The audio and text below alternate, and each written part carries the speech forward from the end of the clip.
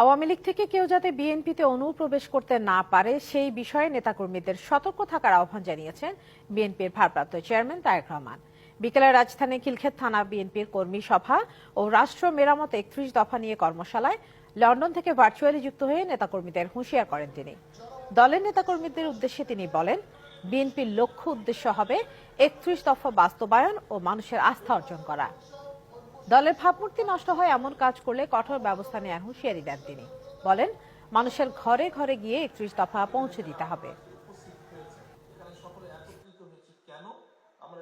আমাদের লক্ষ্য এবং উদ্দেশ্য হবে ৩১ দফাকে বাস্তবায়নের পাশাপাশি মানুষের সমর্থন নিয়ে আমরা ৩১ দফাকে বাস্তবায়ন করতে পারলে আমাদের একই সাথে লক্ষ্য এবং উদ্দেশ্য হবে মানুষের আস্থা অর্জন, মানুষের বিশ্বাস অর্জন, মানুষের ভালোবাসা অর্জন।